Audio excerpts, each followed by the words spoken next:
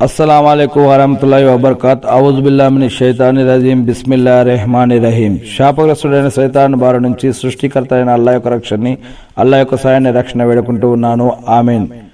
ఖురాన్లోని 51వ సూరా అజ్ జారియాత్ సూరా ఆయతులు 60 అవతరణ మక్కాలో అపార కరుణామయుడు పరమ కృపాశీలుడైన అల్లాహ్ పేరుతో ప్రారంభం. మొదటి వాక్యం నుంచి.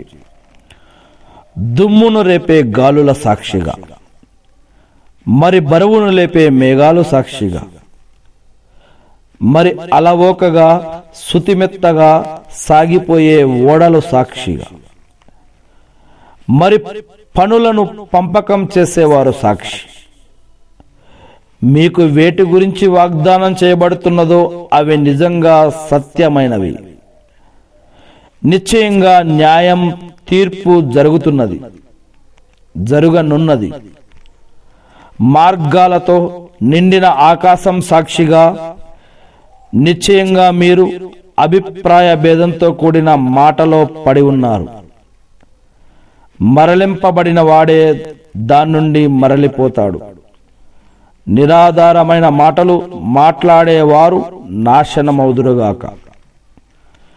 వారు పరధ్యానంలో పడి మైమరిచిపోయారు. ఇంతకీ తీర్పు దినం ఎప్పుడట అని వారు ప్రశ్నిస్తున్నారు. అది వారు అగ్నిలో మార్చబడే దినమై ఉంటుంది. మీ శిక్ష యొక్క రుచి చూడండి. మీ శిక్ష గురించి మీరు హడావిడి చేశారో, ఏ శిక్ష గురించి మీరు హడావిడి చేశారో ఆ శిక్ష ఇదే అని వారితో అనబడుతుంది. నిశ్చయంగా భక్తిపరులు మాత్రం ఉద్యానవనాల ఊటల మధ్య ఉంటారు. తమ ప్రభువు తమకు ప్రసాదించిన దాన్ని వారు గ్రహిస్తూ ఉంటారు. వారు అంతకుముందు సదాచార సంపన్నులుగా ఉండేవారు. వారు రాత్రిపూట చాలా తక్కువగా నిద్రించేవారు. రాత్రి చివరి గడియలలో క్షమాపణకై అల్లాను వేడుకునేవారు. వారి దినంలో యాచించే వారికి, యాచించని వారికి కూడా హక్కు ఉండేది. నమ్మేవారికి భూమిలో పలు నిదర్శనాలు ఉన్నాయి. స్వయంగా మీ ఆత్మలలో అస్తిత్వంలో కూడా ఉన్నాయి. మరి మీరు పరిశీలనగా చూడటం లేదా?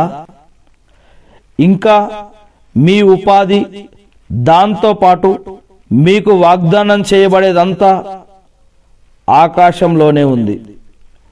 కనుక భూమి ఆకాశాల ప్రభు